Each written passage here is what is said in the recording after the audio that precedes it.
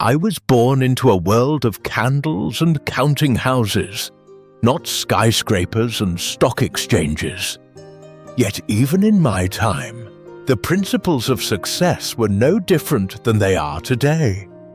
The men who understood money ruled nations, and those who didn't served them.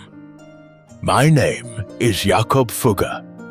Some called me the Rich, but wealth was not my goal. Control was. Stability, legacy. These are the true rewards of success. Let me take you back to the 15th century, to the cobblestone streets of Augsburg, where I was born into a merchant family. We traded cloth, a modest business, enough to live well, but not to shape the world. I was not destined to be great. I became great because I learned to see what others ignored. In my youth, I was sent to Venice, the beating heart of trade, a city that smelled of salt and silver. It was there that I learned my first and greatest lesson. Money moves faster than goods. Merchants carried goods by horse and ship. Bankers carried wealth by paper. Letters of credit, bills of exchange, invisible hands moving fortunes across Europe. I realized that power didn't belong to the man who sold the product. It belonged to the man who financed the seller. That understanding changed everything. When I returned to Augsburg, I turned from cloth to credit. At first, I lent small sums to merchants, but soon I lent to nobles, bishops, and kings. The higher the rank, the greater the leverage. And so I learned my second principle. Money is not just a tool. It is influence. When a prince owed me, I owned part of his decisions. When an emperor owed me, I owned part of his empire. My wealth was not measured in coins, but in promises. Promises backed by power. Do you understand what that means? In your modern world, you call it leverage. It has not changed. The wealthy still do not chase money. They position themselves where money must flow. In my time, that meant mining. The veins of copper and silver were the arteries of Europe's economy. I financed miners, bought their rights, absorbed their debts, until one by one, their operations became mine. Soon I controlled the supply of copper across Europe. The coins in men's pockets bore my metal. That was no accident, it was design. I learned early that competition destroys profit. So I didn't compete, I consolidated. I bought, I partnered, I financed. Rivals became clients, clients became allies, and allies became dependents. You call it a monopoly today. I called it security. So hear this. If you wish to be successful, build a moat around your value. Make yourself indispensable. Whether you deal in copper or code, power lies in control of what others need and cannot easily replace. But there is another truth, one even more important. Wealth is born from discipline, not luck. When others speculated on spices and ships, I studied ledgers. I invested only in what I understood. I rejected ventures that glittered but lacked foundation. I cared not for novelty, only for certainty. Many mocked me for it. They chased distant oceans. I built steady empires. When they lost fortunes to storms, mine grew quietly in the vaults. Success, you see, is not a game of chance. It is the art of restraint. Even in the ancient world, the path to wealth was the same as it is now.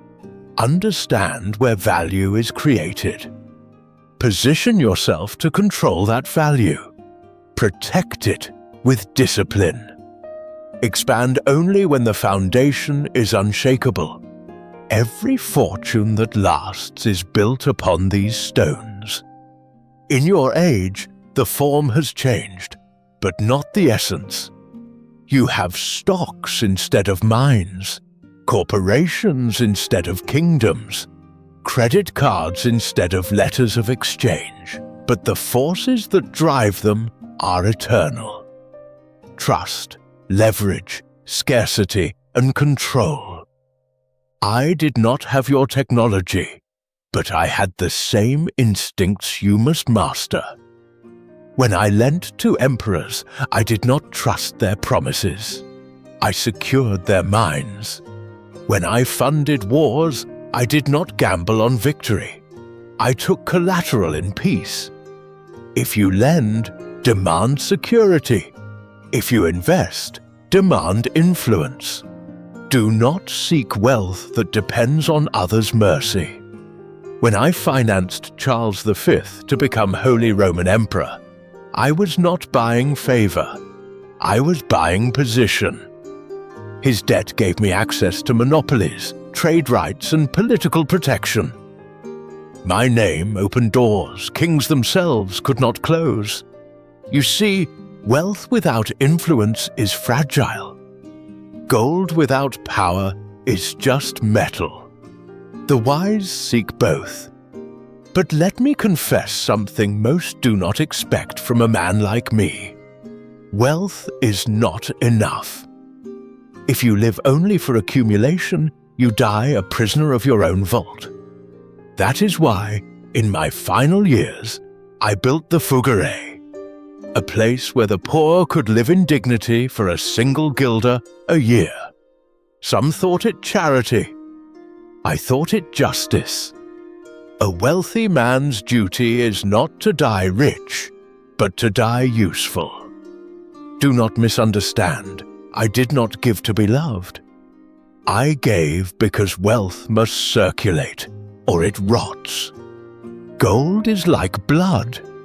It gives life when it flows, and death when it stagnates. The success I speak of is not mere fortune. It is mastery of three realms: money, time, and reputation. Money buys opportunity. Time multiplies it. Reputation protects it. Lose any ones of the three, and your empire begins to crumble. You may think the world has changed too much for old lessons, but I tell you, your digital coins, your markets, your corporations, they are but new faces of the same eternal forces. The same greed, the same fear, the same desire to build, to control, to endure. You will meet men who spend their lives chasing profit. They will make money, yes, but they will never find power. For power belongs not to those who follow the market, but to those who shape it. And that is where your focus must lie, not on gain, but on governance. Govern your craft, your time, your network. Govern your emotions. For men who cannot master themselves will never master markets. And when you fail, for all who strive must fail, learn quickly, rise quietly, and advance strategically. That is how empires are built. I was not the first to understand these things, nor the last. From Babylon to Wall Street, the laws of wealth are eternal, because human nature does not change. We desire security, we fear loss, we envy success. The wise use these truths not to exploit, but to build systems that reward patience, trust, and vision. So let me leave you with this. If you would be successful, Do not chase the coin. Chase the current that carries it. Position yourself where wealth must pass. Lend your strength to power, but never surrender your independence to it. Build your fortune slowly, as a mason builds a cathedral, each decision a stone, each risk a beam, each success a tower. And when you stand atop it, do not look down with arrogance, but with gratitude, for every empire built by hands is sustained by hearts. That is how I became Jakob Fugger the Rich, not by chasing wealth, but by mastering its laws. And those laws, my friend, have never changed.